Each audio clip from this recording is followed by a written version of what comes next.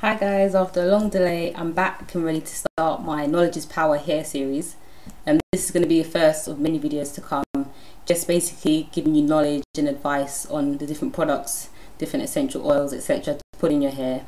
That's going to help you have a healthy hair journey. So the product today I'm going to be talking about is peppermint oil. This is my bottle of peppermint oil here. Peppermint oil contains many great vitamins, minerals such as magnesium and iron, and omega-3 fatty acids, which are very good for your hair. In terms of what peppermint oil actually does for your hair, peppermint oil actually stimulates your hair follicles. So if you apply peppermint oil, for example, to your scalp, it's going to wake up those dead hair follicles and inspire growth, which is ultimately what we're all aiming for. And another great use of peppermint oil is that it increases blood circulation around the top of your forehead. Sorry, can't speak today.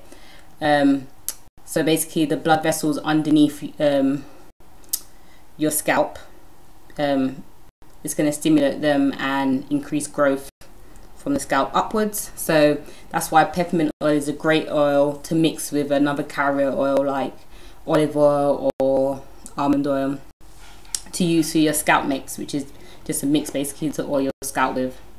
And if you did use peppermint oil as a scalp mix, what you'll find is you're going to feel a very tingly sensation on your scalp where you've applied the oil, and that's basically the menthol in the peppermint oil, so the minty effect. And again, all that's doing is waking up your hair follicles and inspiring growth. Peppermint oil is a great oil that I'd recommend if you are starting a hair journey or if you're on your hair journey. And there are many ways you can incorporate it into your regimen. For example, I use peppermint oil in my scalp mix, so I mix castor oil and peppermint oil, and I'd say I mix for 90% castor oil to 10% peppermint oil. And the reason why I use such a small amount of peppermint oil is because peppermint oil is an essential oil, which means it's very concentrated. So where you'd find a massive bottle of castor oil, 500 mils a litre, 2 litres, whatever, peppermint oil you're going to find literally 10 millilitres, 50 millilitres, 100 millilitres at best, because it's in its concentrated form. So I'm really only adding a few drops of peppermint oil to my castor oil mix. But anyway, so I'll mix that up, put it in an applicator bottle and apply that to my scalp. I do that every 3 to 4 times a week, I'd say, just because I personally suffer with a dry scalp.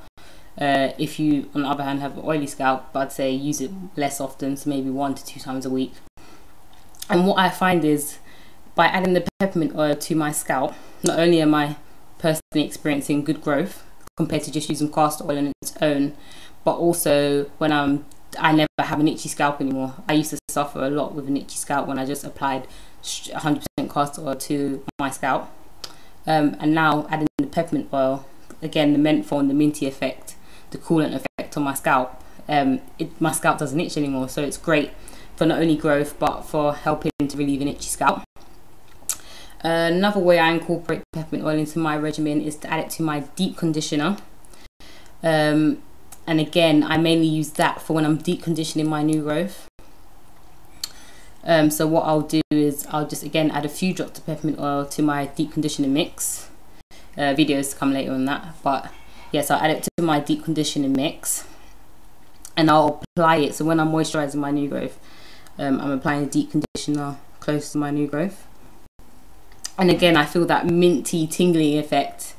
And so all I do is I just use that for growth mainly, because I don't really suffer from an itchy scalp if I'm deep conditioning. So yeah, that's just purely to inspire growth out my scalp. So yeah, those are 2 great ways you can incorporate peppermint oil into your regimen.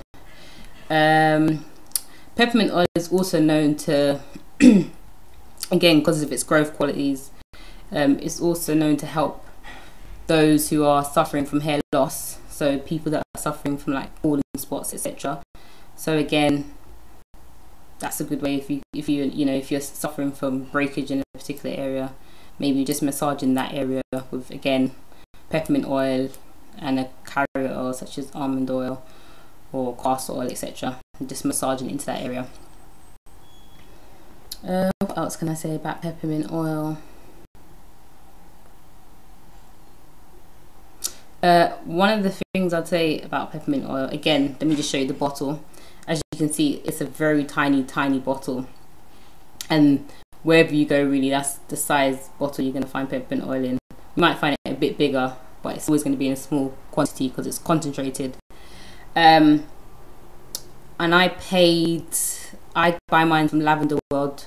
I'll put a link on the video if you want to check it out. And I get 2 bottles for £6, which might sound expensive, and it is indeed expensive compared to, you know, other oils out there, which you'll get in such large quantities for a smaller amount. But again, because it's just an essential oil and it's concentrated, they are quite expensive. So you'll find the same if you go and buy essential tea tree oil or an essential lavender oil, etc. But Lavender World is the cheapest I found personally within the UK. I did at first go to Holland and Barrett's, which is our sort of local health vitamin store, I'd say, and they were actually selling it for £9 for 1 bottle, and the cheapie in me was just refusing, no matter how great peppermint oil was refusing to pay that price, quite frankly, for such a small bottle.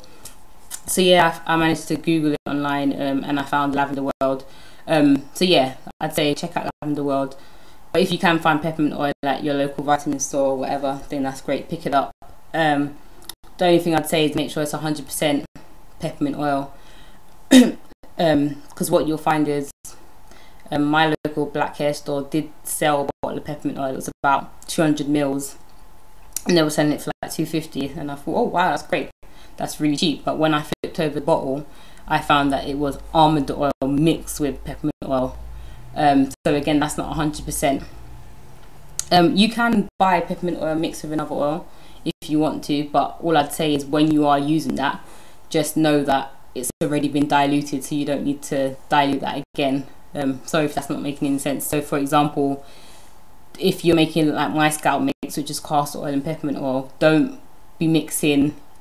don't need to mix castor oil with almond oil and the peppermint oil, because then it's just too weak. So you just use the almond oil peppermint oil mix on its own.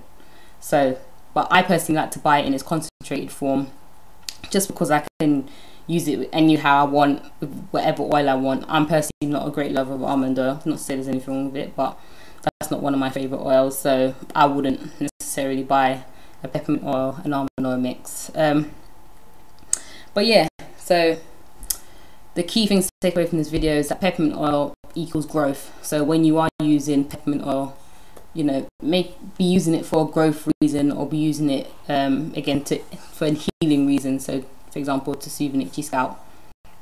And when you are looking for growth, you know, think of peppermint oil as one of your tools for obtaining growth. So yeah, I hope this video was helpful. In terms of my rating, peppermint oil is, I have to say, one of my favorite essential oils alongside tea tree oil. It's an oil that is a staple in my hair regimen, and I think, yeah, it's quite expensive, but it's definitely worth the money. I've had this bottle now for probably 6 months, and it's only, don't know if you can see, but it's only like 3/4 of the way full, so I've not used that much. So yeah, thanks for watching. More videos to come. Please subscribe if you're finding this helpful. Thanks for watching, guys. Bye.